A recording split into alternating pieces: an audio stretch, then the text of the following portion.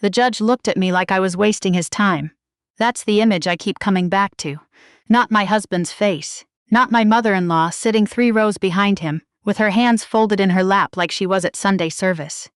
Just that judge, reading something on his desk, and the way he glanced up at me over his glasses, bored, almost.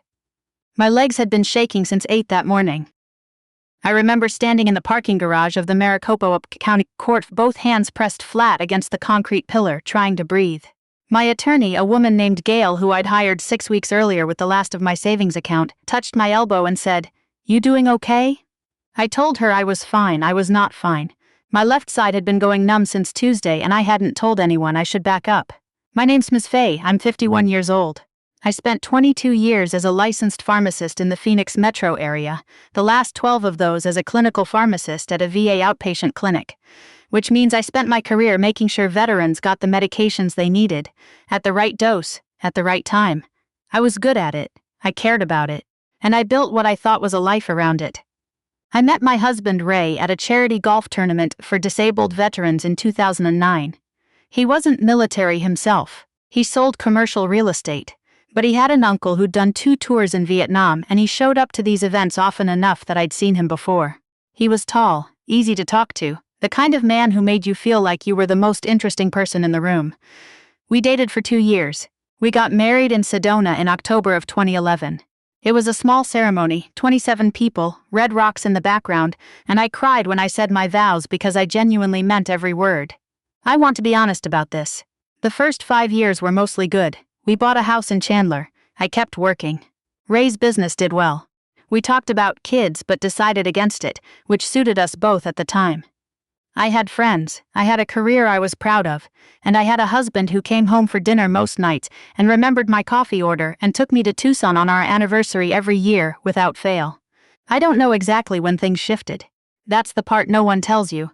There's no single moment where the marriage breaks. It's a slow erosion, like water against sandstone, and by the time you notice the shape has changed, you've been living with the new shape for years. What I can tell you is this. In 2019, I started getting sick. It started small. Fatigue that didn't lift. Muscle weakness in my legs that I kept attributing to standing for long shifts. A tingling in my left arm that came and went. I mentioned it to my primary care physician, Dr. Okafor, in March of that year, and she ordered some blood work and told me to follow up if it continued. I followed up. The blood work came back unremarkable. She referred me to neurology. The neurologist, a brisk man named Dr. Park, spent 18 minutes with me, ordered an MRI, and called me 3 days later to tell me it looked mostly normal, with some minor white matter changes consistent with my age and stress level. "Are you under a lot of stress?" he asked. I thought about the stack of prior authorizations sitting on my desk at the clinic. I thought about Ray, who had started sleeping in the guest room because he said my nighttime restlessness was disrupting his sleep. I thought about the way my left hand had started cramping so badly in January that I'd dropped a full coffee mug on the kitchen floor and stood there staring at the pieces for a full minute before I could move. I said. Ray's take on all of it was consistent and clear from the beginning. I was anxious. I had always been a little anxious, in his words. My job was stressful. I needed to exercise more and worry less, and if I did those 2 things, I would feel better. The first time I came home from a neurology appointment and told him Dr. Park thought it might be stress-related. Ray nodded like that confirmed everything he'd already known. "Babe," he said, not unkindly, "you've always been like this."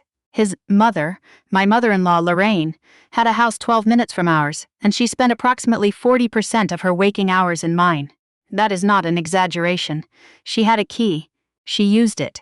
She would let herself in on a Tuesday afternoon while I was at work, and be sitting at my kitchen island eating crackers when I got home, and she would ask me what was for dinner in a tone that made it clear she planned to stay for it. In the early years I had tried to like Lorraine. She was sharp. She was organized. She had raised Ray largely on her own after his father left, and there was something in her I recognized, a woman who had built her life out of sheer stubbornness and refused to let anyone take it from her. I could respect that. What I couldn't make peace with was the way she treated Ray's marriage like a department she supervised. She had opinions on how I kept the house, on how I talked to Ray, on the fact that we didn't go to church, on my work schedule, on the way I loaded the dishwasher. She never said anything cruel exactly. It was always wrapped in concern. But underneath the concern was something else. A steady, low-frequency signal that I was doing everything wrong and she was the only one who knew it. In 2020, I started having episodes. That's the only word I had for them at the time. Episodes. I would be standing in the kitchen or sitting at a desk reviewing patient files, and my vision would go strange. Not dark, exactly, but like the brightness had been turned up too high and the edges of things went soft. My legs would feel far away. Once in February, I was walking from my car to the clinic entrance and I went down on one knee in the parking lot like I was genuflecting, except I hadn't meant to. My knee had just buckled. A coworker, my friend Tamsin, saw it happen. She was beside me in seconds. "What just happened?" she asked. I told her I'd tripped. She looked at me a long time. She had known me for 11 years at that point. She knew what tripping looked like. I made another appointment with Dr. Okafor. She ordered more labs. She referred me back to neurology. This time I saw a different neurologist, Dr.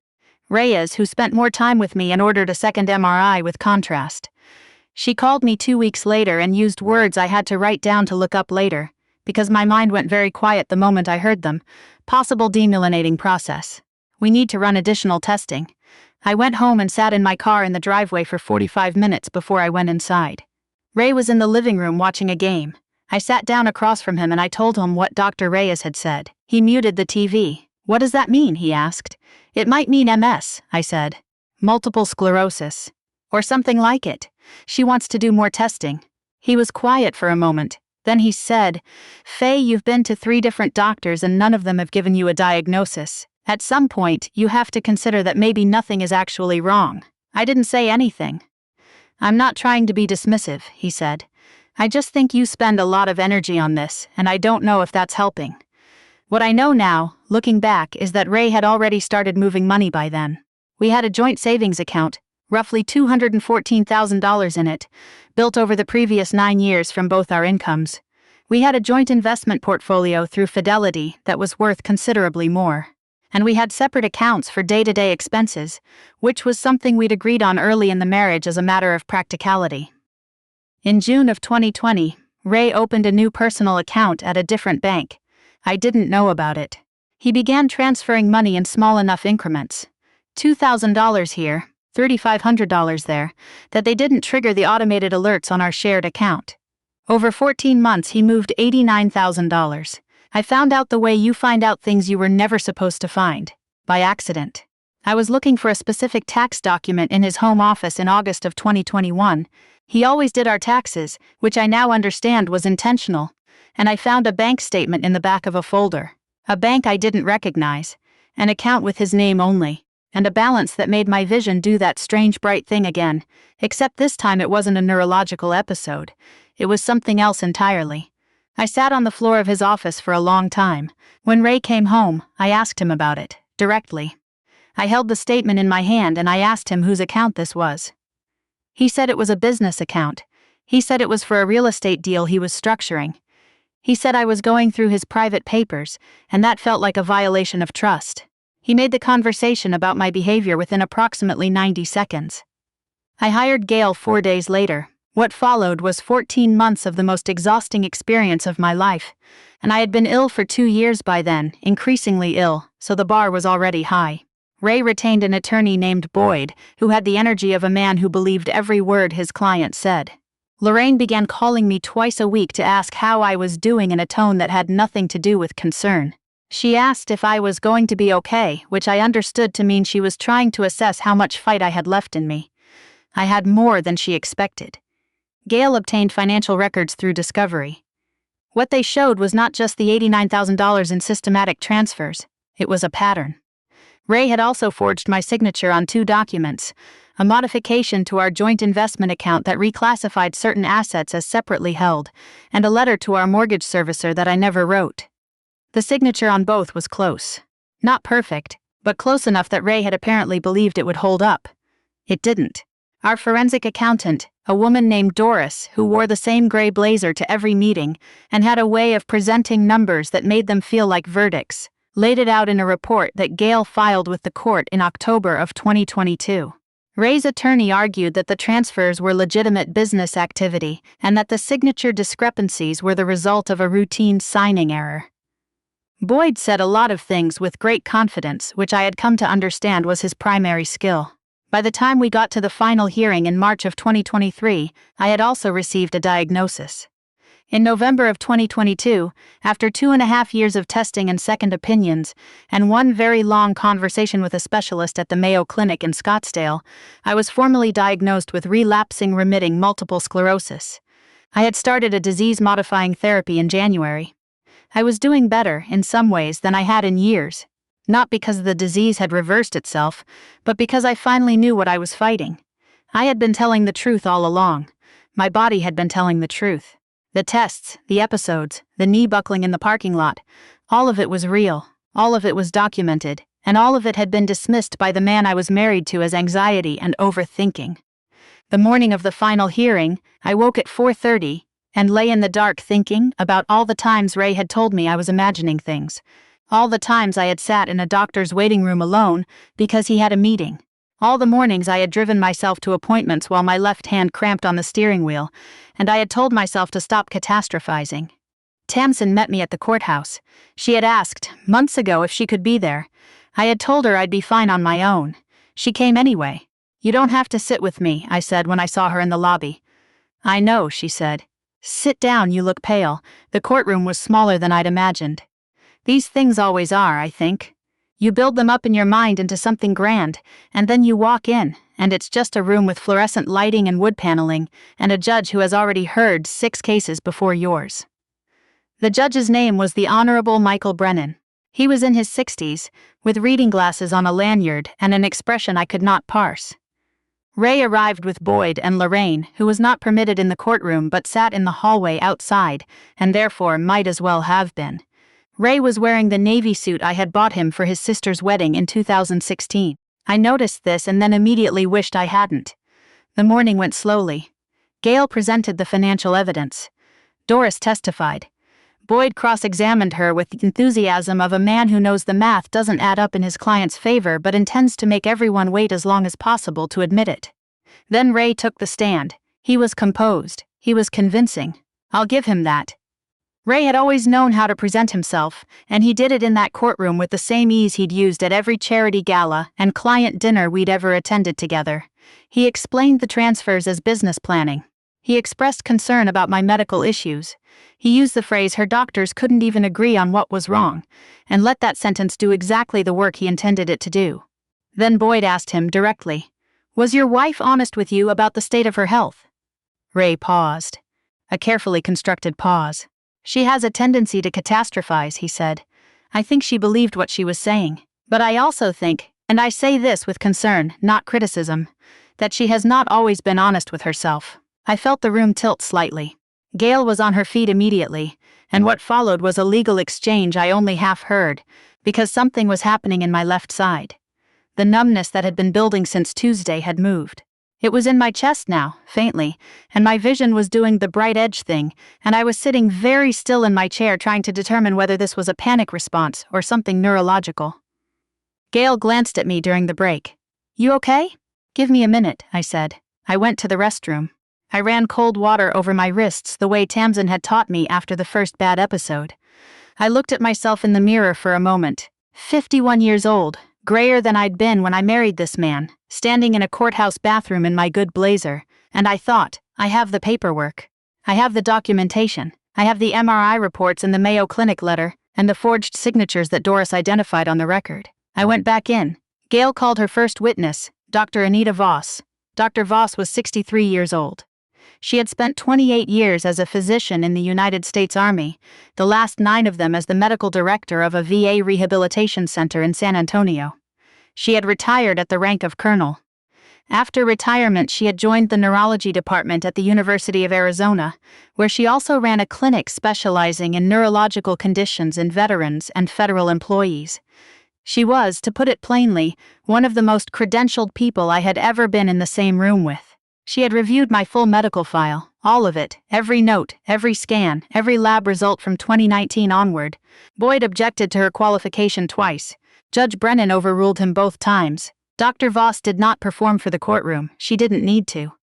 She simply described what she had found with the precision of someone who had spent 3 decades doing exactly this kind of work.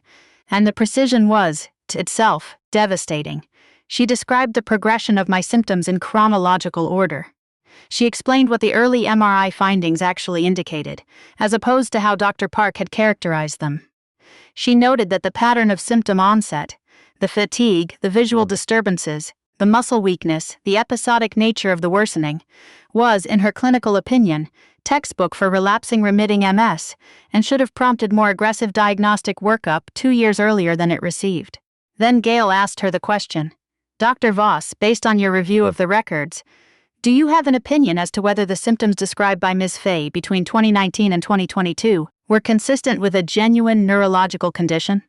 Dr. Voss looked directly at the judge. "Yes," she said, "they were entirely consistent. The documentation is unambiguous. This patient was experiencing a progressive neurological disease. The symptoms she reported were real. These experiences she described were accurate. There is no reasonable clinical interpretation of this record that supports the characterization of her complaints as psychosomatic or exaggerated." The room was quiet. I mean that literally. I don't know that courtrooms are usually quiet, but in that moment there was no sound except the low hum of the ventilation system, and I was looking at the surface of the table in front of me, and I was trying very hard not to fall apart. I heard Lorraine's voice from the hallway later. She must have been standing near the open door when Tamsin went out, and what she said was, "Well, she still spent money, And then the door closed and I didn't hear the rest. I didn't need to. Judge Brennan took a 30-minute recess and came back with questions for Doris. Specific questions. The kind that told you he had read the forensic accounting report carefully and wanted certain things clarified on the record. Boyd answered for Ray twice and was told both times to let the witness respond. I had been in medicine long enough to know what a physician's body language looks like when they know the outcome and are simply fulfilling the procedural requirement of waiting for it. Judge Brennan had that look. His ruling came 2 weeks later in writing. The forged signatures were found to be fraudulent. The $89,000 in transfers was ruled to be dissipation of marital assets. Ray was ordered to return the full amount plus interest, to relinquish his claim on the Fidelity portfolio, and to pay a portion of my legal fees. The judge's language regarding the asset transfers was direct. He used the word willful twice in 4 sentences. Ray did not go to jail. I want to be clear about that, because I know that is what some people would want. And part of me, the part that had been told I was imagining my own illness for 3 years, wanted it to. What happened instead was that he was referred to the county attorney's office for review of the forgery findings. I don't know what came of that. My attorney told me the civil ruling was what I needed to focus on, and she was right. I moved into a 2-bedroom apartment in Tempe in April. Ground floor, which mattered to me. On bad days, stairs are a negotiation. I have a good neurologist now, Dr. Reyes, who I stayed with after everything. I'm on a treatment plan. I have difficult months and better months, and I've learned slowly to tell the difference. Tamsin came over the week I moved in with a bag of groceries and a small cactus she said was very hard to kill, which felt intentional. We sat in my mostly empty living room and ate sandwiches, and she didn't ask me how I was doing, because she knew the answer was complicated. I still have the closing photo from our Sedona wedding in a box somewhere. I haven't thrown it away. I'm not sure what that means, and I've stopped trying to make it mean something clean. What I know is this. I went into that courtroom and I was called dishonest by a man who had moved $89,000 into a hidden account and forged my signature on legal documents. I sat there while his attorney implied, with great politeness, that my neurological disease was a performance. And then a woman who had served this country for 28 years, who had treated veterans and soldiers and federal employees for 3 decades, stood up in that courtroom and told the truth in the clearest possible terms. I didn't need to scream. I didn't need to perform.